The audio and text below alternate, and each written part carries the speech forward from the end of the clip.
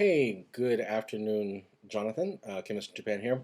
Just a quick response to your video on the what 85% off. Yes, it was the Asahi 85% off, um, and it's talking about the pudding. Now, when I made the title um, for this video, I chose Beer to Purine and beer to pudding, and I actually had a really big laugh when I read that beer to pudding. Um, Pudding, as you know, the sweet snack pudding. Um, I used to love pudding, and I got a good laugh out of that. So this pudding is not pudding as in the candy; it's purine, which is the molecule, and and you said in your video that you didn't know what it is, and no one in the comments thus far has talked about it. So uh, I guess I guess I would step in here and talk a little about it. Since chemistry. Since I would talk about it just for a minute. Purine is an organic base. It's got lots of nitrogen in it, and it is the backbone for many organic molecules that are important biologically. You find them in many different places.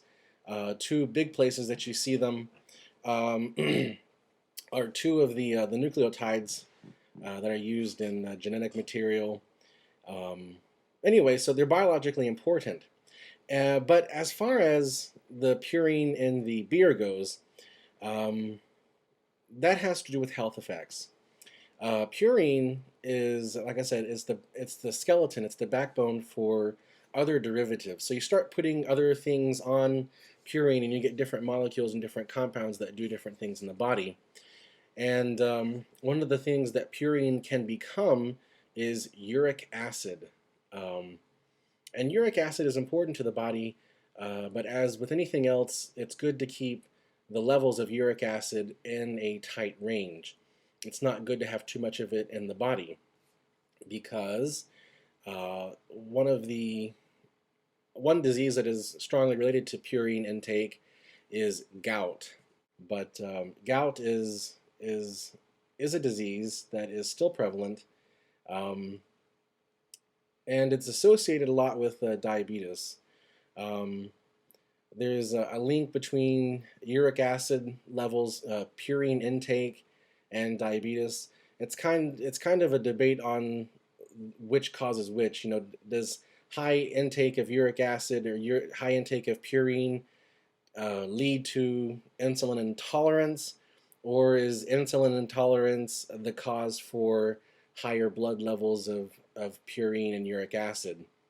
It's kind of a debate, but either way, they're linked together.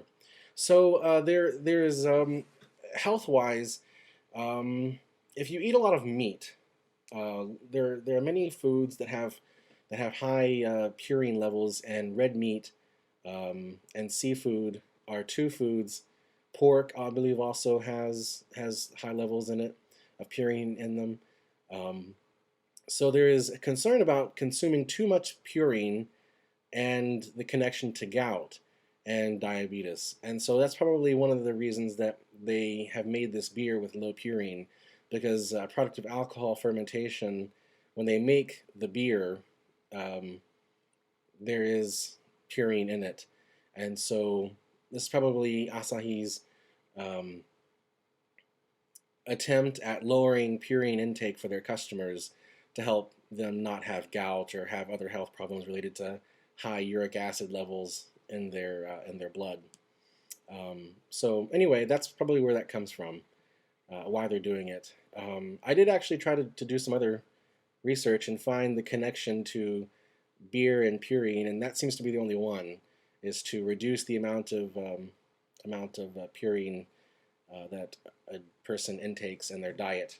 So anyway, there you go. That's the deal with purine. Hope that that helps. You don't seem like you have gout, so whatever. Anyway, there you go. Thanks.